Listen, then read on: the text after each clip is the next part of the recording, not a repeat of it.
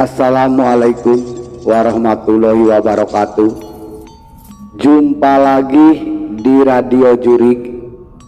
Alangkah lebih baiknya buat yang baru menemukan Radio Jurik, bantu di subscribe dan dipijit tombol loncengnya.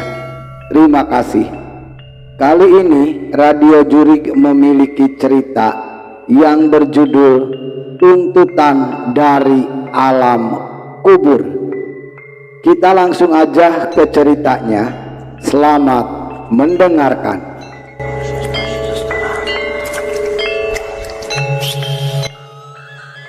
Kisah mistis ini terjadi di sebuah desa terpencil di pesisir Banten. Malam itu suasana desa di tepi pantai selatan Sunda terasa begitu mencekam. Udara dingin yang menggigit sekujur tubuh membuat sesosok lelaki yang bernama inisial Haryadi meringkuk sambil memeluk sebuah guling. Dia tak pergi melaut malam ini. Dia merasa badannya kurang enak, seperti akan didera sakit. Suasana begitu sepi, senyap. Tiada rekan manja sang istri yang menggeluti dadanya saat memadu kasih. Tiada lagi desahan-desahan napas menggelora yang membawanya terbang ke angkasa. Haryadi kini merasa seorang diri di dunia yang fana ini. Entah mengapa, malam yang semakin larut membuat Haryadi semakin tersiksa oleh rasa sepi. Sayup-sayup suara jangkrik dan binatang malam di kejauhan seolah-olah menertawakan kesunyian dirinya. Suryadi ingin berteriak, mengumpat dan memaki, tetapi kepada siapa umpatan dan makian itu harus ditunjukkan. Semua yang terjadi memang akibat usulnya yang edan, bahkan nyaris tak berperasaan. Dan malam ini adalah malam yang dijanjikan almarhum istrinya agar dia menemuinya di tanah perkuburan. Bagaimana mungkin istrinya yang telah mati beberapa hari silam itu memintanya bertemu? Lelaki berotot kekar itu menerawang ke atas langit-langit gubuknya yang sudah reot. Reotnya pun dimakan usia. Dia tidak pernah merasa seperti ini. Dia tak pernah merasa begitu tersiksa dengan masa lalunya. Dan dia tak pernah teringat pada istrinya yang mati dengan tragis itu. Tapi malam ini benar-benar terasa lain. Dalam kesunyian yang nyaris sempurna, lama-lama Haryadi malah seperti mendengar kembali suara istrinya sebelum dia memaksanya untuk melakukan perbuatan nista itu. Bila anak kita ini lahir, apa yang Akang inginkan dariku? Tanya istrinya. Haryadi tidak lekas menjawab. Hatinya tengah dipermainkan oleh suatu keinginan yang aneh. Sulastri, istriku, ada sesuatu yang ingin aku sampaikan padamu, katanya saat itu. Sulastri memandangi suaminya dengan bola matanya yang penuh dengan kemurnian rasa cintanya. Dia pasrah dan begitu tulus menyayangi Haryadi, pria yang telah berhasil merebut cintanya.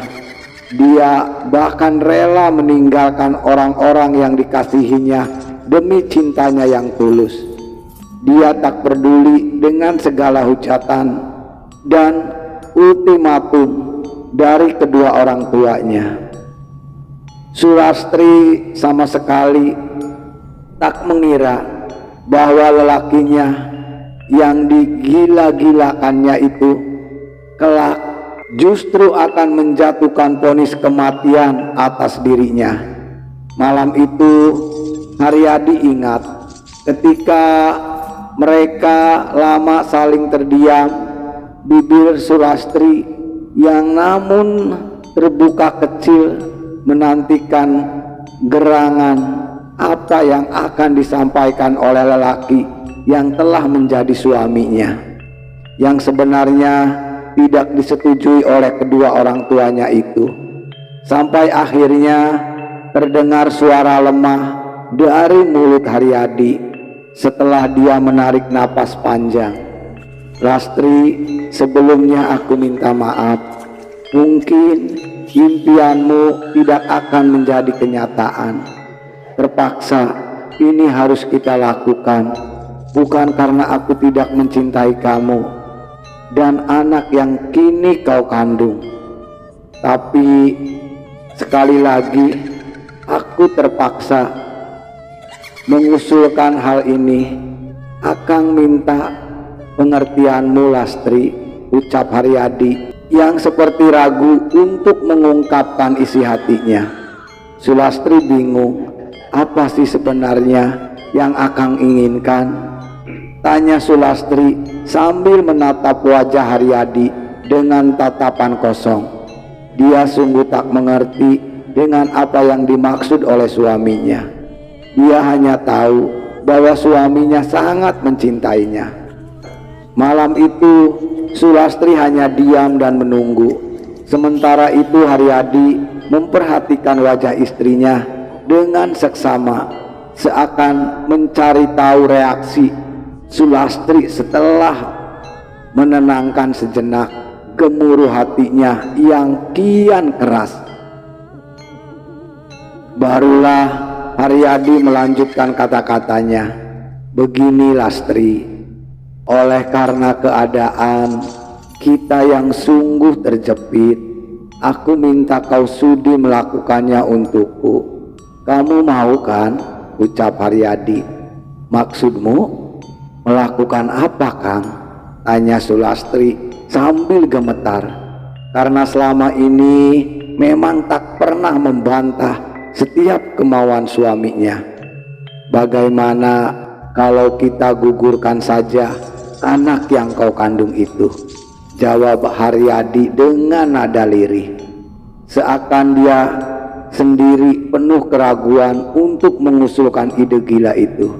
"Kang." "Oh, hanya itu," suara yang keluar dari bibir mungil milik Sulastri. Kemudian terdengar bisikan halus dari rongga dadanya. Dia lari memeluk bantal. Haryadi mendekati dan membelai dengan lembut rambut Sulastri. Lelaki itu mengecup tengkuk istrinya, lalu membalikkan wajahnya. "Lastri, dengar dulu, Akang tahu perasaanmu. Aku pun sebenarnya tak mau melakukannya. Tapi keadaan kita, Lastri, keadaan kita, kau tahu betapa besar biaya yang harus kita keluarkan untuk merawat anak-anak kita kelak. Kita masih sangat miskin, sedangkan kau tahu orang tuaku tak mungkin dapat membantu. Keadaan mereka hampir tak berbeda dengan kita, sementara orang tuamu jelas masih memusuhi kita," tutur Haryadi dengan suara parau. "Lastri, bukankah lebih berdosa bila kita tak mampu merawat anak-anak kita kelak? Nanti setelah keuangan kita sudah memungkinkan, kita bisa memiliki selusin anak," tegasnya. Haryadi sengaja menekan kata selusin anak untuk menunjukkan perasaannya sendiri yang sesungguhnya penuh dengan ketakutan. Dia melihat ke atas dan merasa Tuhan amat murka atas tindakannya. Namun di pihak lain iblis terus membakar hatinya agar Haryadi lebih mengerasakan tekad jahatnya. Pada akhirnya Sulastri terbius oleh bujuk rayu suaminya. Meski ada rasa khawatir dengan kandungan yang telah berusia 4 bulan itu, tapi dia tidak kuasa berbuat apa-apa. Dia tak mampu melawan kehendak suaminya yang takut menghadapi kenyataan. Ya, sebagai kepala rumah tangga yang tak memiliki pekerjaan tetap, Haryadi tiba-tiba memang menjadi seorang pengecut. Dia seperti tak percaya bahwa Tuhan Maha Kuasa dan adil atas semua makhluknya. Haryadi memang picik sehingga iblis menari-nari di atas kemenangannya. 3 bulan silam, pagi-pagi sekali, Haryadi mengajak Sulastri pergi ke rumah seorang dukun yang sangat terkenal. Setelah sepasang suami istri itu mengutarakan maksud kedatangannya, sang dukun menyodorkan semacam ramuan yang harus diminum Sulastri agar kandungannya keluar sebelum saatnya. Walaupun rasanya sangat pahit dan sepat, Sulastri tetap memaksakan diri untuk meminumnya. Memang tanpa memerlukan waktu lama, ramuan itu langsung bereaksi. Perutnya terasa mulas dan sakit luar biasa. Ingin dia menjerit, tapi dengan sekuat tenaga ditahannya. Sementara itu, sang dukun terus memijit perutnya ke atas dan ke bawah. Sekitar setengah jam setelah dipijit terus menerus oleh dukun, sakit di perut Sulastri agak berkurang. Sebelum sang dukun mengizinkan mereka pulang, Sulastri disodori ramuan yang harus diminumnya lagi di rumah. Namun ketika hari itu baru saja sampai di rumah, Sulastri kembali merasakan kesakitan yang sangat luar biasa. Walaupun berusaha menahan, tapi erangannya makin lama makin melengking tinggi. Melihat keadaan istrinya yang begitu rupa, Haryadi tentu saja menjadi sangat cemas. Cukup lama Sulastri bergulat dengan kesakitannya, sedangkan Haryadi hanya bisa bingung tanpa tahu apa yang harus dilakukannya. Keadaan Sulastri semakin parah ketika darah mengucur deras membanjiri kedua pangkal pahanya, disusul kemudian gumpalan darah kehitam-hitaman. Terdengar suaranya merintih pilu dan menyayat hati bagi siapapun yang mendengarnya. Tapi saat berselang, Sulastri terdiam dan tubuhnya tak bergerak lagi. Napasnya yang tadinya bergemuruh kini lenyap dan berganti ketenangan yang tak berirama. Wajahnya tampak begitu pucat. Ya, Sulastri akhirnya meninggal karena kehabisan darah. Melihat peristiwa tragis itu spontan, Haryadi terpekik sambil mengguncang-guncang tubuh istrinya. Dia menjerit-jerit memanggil nama istrinya, tapi Sulastri tetap terbujur kaku di tempatnya. Haryadi merasa sangat menyesal dan berdosa. Dia merasa telah membunuh istrinya sendiri. Dalam hatinya, Haryadi mengetuk dirinya sendiri, tapi penyesalannya memang tiada berguna lagi. Tak lama kemudian, sekitar rumahnya berdatangan para tetangga karena teriakan Haryadi memang menembus dinding-dinding bilik rumah. Di malam pekat itu mereka bertanya-tanya apa yang terjadi, tapi Haryadi tak berani menjelaskan sebab musabab yang sesungguhnya. Orang kampung itu akhirnya hanya tahu bahwa Sulastri mati karena keguguran, dan mereka mencoba menghibur Haryadi sambil menyatakan bela sungkawa. Para tetangganya menyuruh Haryadi untuk bersabar dan tawakal, lantaran tak ada seorang manusia pun yang mampu mengelak dari takdir. Sang Maha Ilahi. Malam itu beberapa hari setelah istrinya meninggal, seorang laki-laki bernama Hasan datang ke rumah Haryadi. Wajahnya tampak begitu pias, seakan-akan memendam ketakutan yang luar biasa. Dengan napas tersegal-segal, dia memanggil-manggil Haryadi. "Ada apa, Dik Hasan?" tanya Haryadi, sedikit kaget. Dengan terbata-bata Hasan menceritakan apa yang baru saja dialaminya. Pemuda itu baru saja melihat sosok Sulastri di kegelapan ujung jalan desa.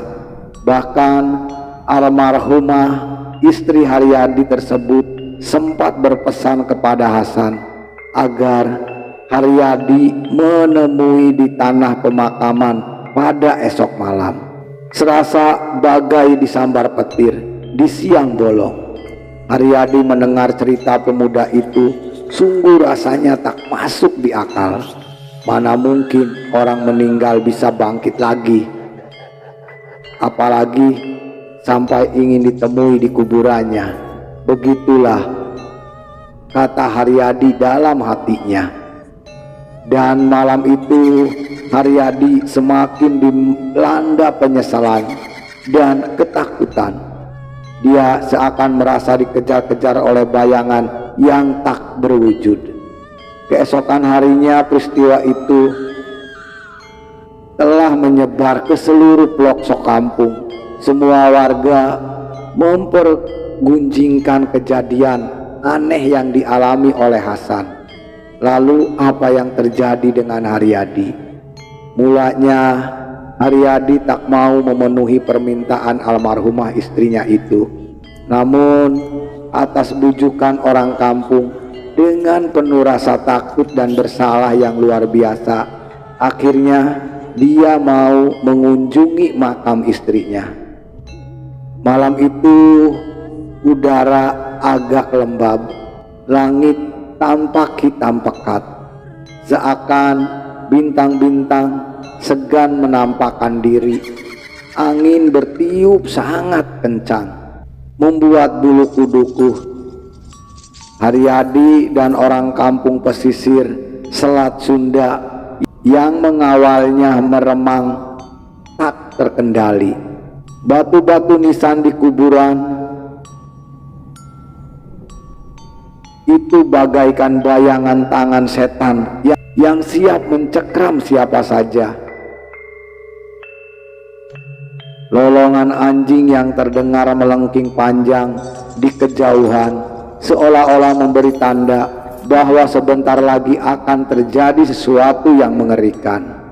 Dengan penerangan obor, orang kampung mengantarkan Haryadi ke pemakaman Sulastri. Dari jarak sekitar 3 meter, mereka melepaskan Haryadi yang dengan kaki gemetar terus mendekap makam istrinya. Langkah Haryadi gemetaran karena diliputi rasa takut dan sesal yang amat dalam. Api obor yang dibawanya bergerak lemah ke kiri dan ke kanan, tertiup oleh angin yang terasa lebih kencang. Sementara itu lolongan anjing kian jelas memecah kesunyian malam, seperti memberi isyarat maut bagi Haryadi. Sewaktu kaki Haryadi telah menginjak ujung makam, tiba-tiba tampak asap putih muncul dari kepala makam. Asap itu mulanya tipis saja, tapi kian lama kian menggumpal jelas. Beberapa detik berserang, dari gumpalan asap tebal itu menjelma sosok Sulastri.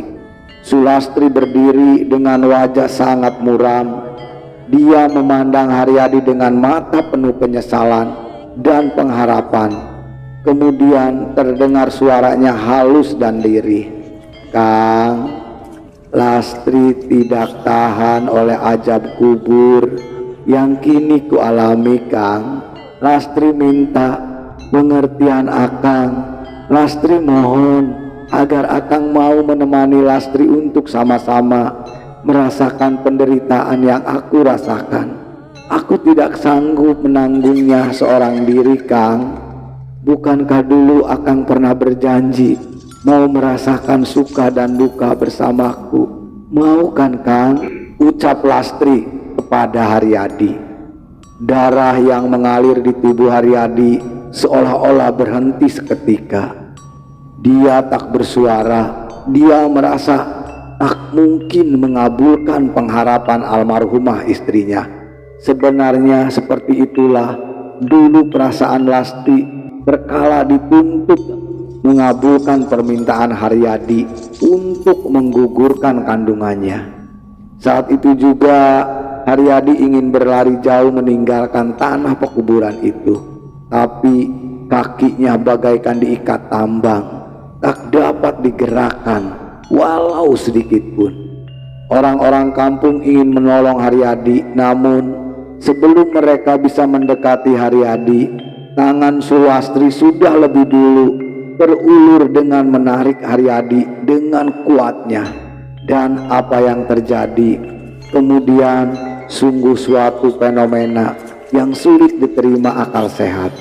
Betapa tidak, Sulastri tiba-tiba lenyap dari pandangan dia, meninggalkan suara cekikan persis suara mak lampir, membuat semua bulu kuduku merinding. Saat orang-orang mendekati tubuh Haryadi yang terkulai di kaki batu nisan Sulastri, ternyata laki-laki itu tak bernyawa lagi. Sayup-sayup mereka masih sempat mendengar suara nyaring tertawa Sulastri di kejauhan. Malam itu terasa bagai malam yang amat panjang bagi penduduk kampung di pesisir selatan Sunda itu. Lolongan anjing yang bersahut-sahutan ditingkahi suara angin di area perkuburan itu, seolah-olah mengiringi kepergian Haryadi yang dicabut nyawanya oleh almarhum istrinya sendiri. Barangkali memang demikian adanya. Siapa yang berbuat pasti akan menuai hasilnya. Semoga kita dapat memetik hikmah dari kisah mistis yang sangat aneh ini, yang sudah kami ceritakan kepada sahabat atau teman Radio Jurik semuanya. Semoga bisa menjadi sebuah pelajaran buat teman Radio Jurik semuanya. Terima kasih buat teman Radio Jurik semuanya yang sudah mengikuti Radio Jurik. Alangkah lebih baiknya sebelum meninggalkan Radio Jurik, bantu di subscribe dan dipijit tombol loncengnya. Terima kasih. Itulah cerita Radio Jurik yang memiliki judul Tuntutan dari Alam Kubur. Semoga bermanfaat, dan buat teman Radio Jurik semuanya, selamat beraktivitas dan tetap semangat. Hantu itu ada.